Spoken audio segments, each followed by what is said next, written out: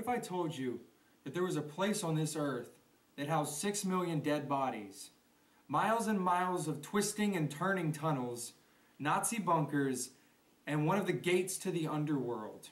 Now what if I told you that this same place was in one of the most beautiful cities in the entire world? Well, everybody, grab your headlamps and grab your lanterns, because we're about to dive into and look into the history of the Paris Underground. This is the history you thought you knew.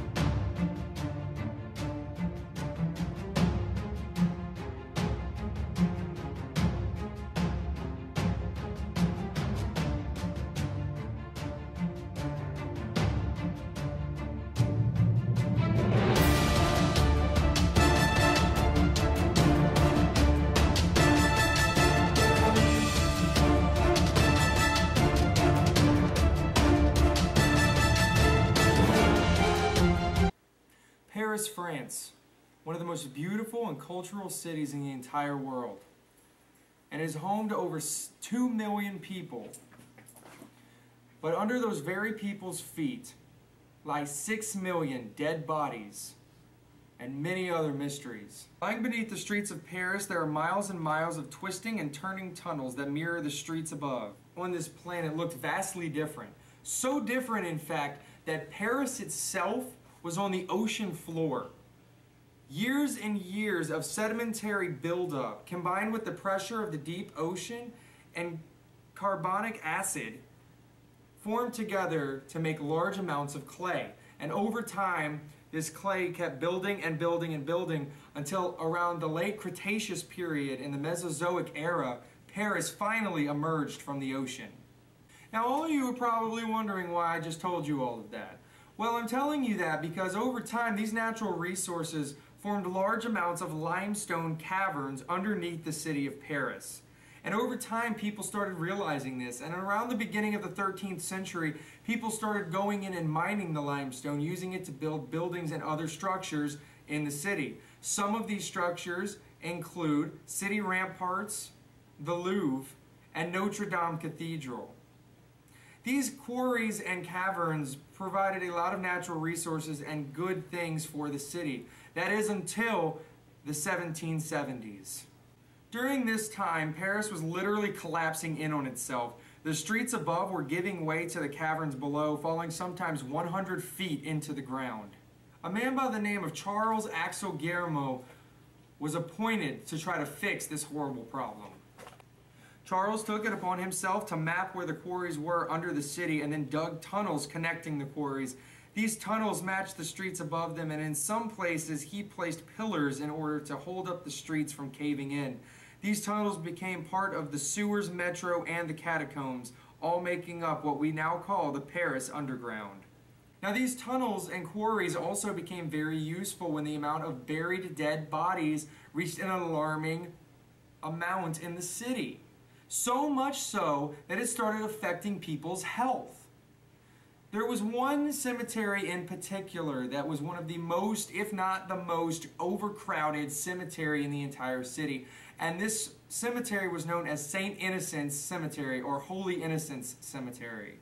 St. Innocent's Cemetery was a very popular cemetery to bury the dead in Paris. So popular, in fact, that there were pits dug where they would throw thousands of bodies in, burying them in mass graves. Some of these bodies made their way into the walls and the roofs of some of the mausoleums in the city. They kept burying bodies until there was literally no room left. And once they reached this point, they were not sure what to do. So what they did was they took advantage of the tunnels and the quarries that were right under their feet. They started moving bodies from St. Innocent's Cemetery and other surrounding cemeteries and throwing them into the quarries and the tunnels underneath the city. It took them a total of 12 years to move 6 million bodies into the underground tunnels.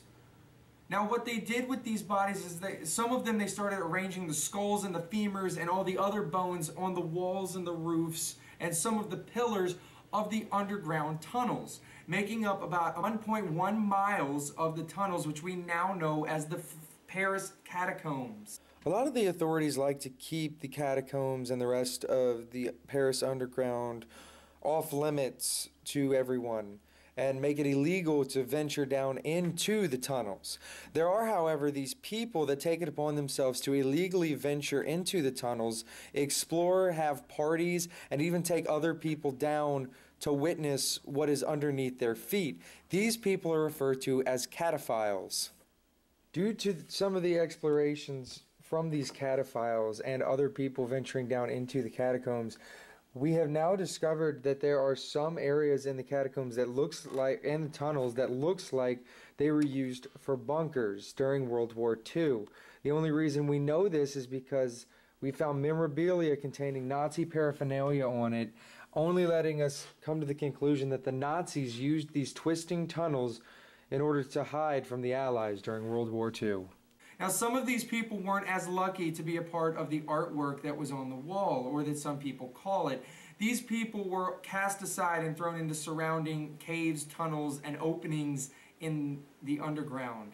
And some believe that because they were not given a proper burial and were just thrown to the wind, that their lost souls still wander the underground tunnels. Some people believe and have reported paranormal activity happening down in the catacombs and other parts of the underground. And the same people believe that they are the souls of the 6 million bodies that line the walls and the people who have ventured into the catacombs to never return to the surface. One of these stories include the stories of Philippe Astor. Rumor that he worked and helped out with the monks who lived in Paris. And one night he went down into the tunnels to get a bottle of liquor for the monks, and he was never seen again.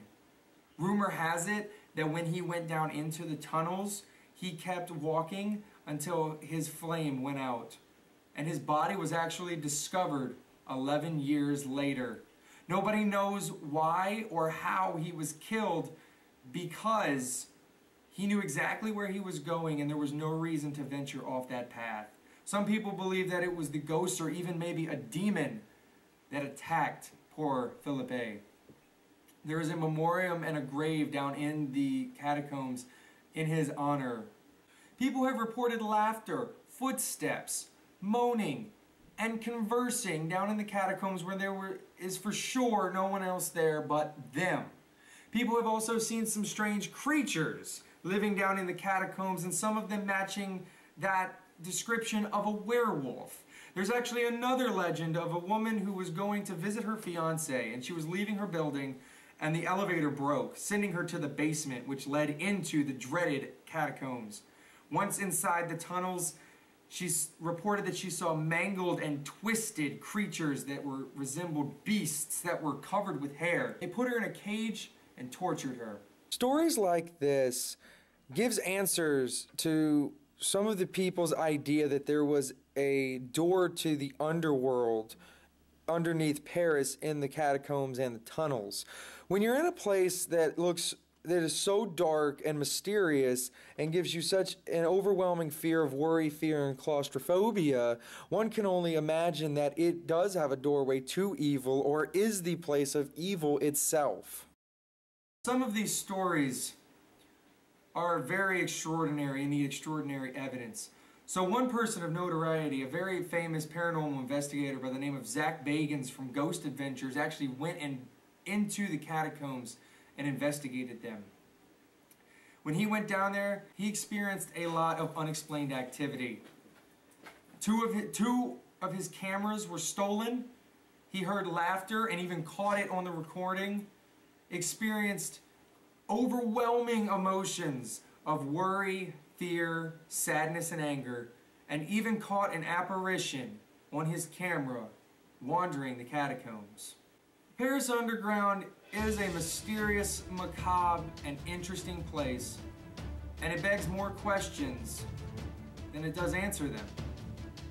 Like one, for instance, Why are the authorities trying to close off the underground to people who want to go and learn about the history of their city?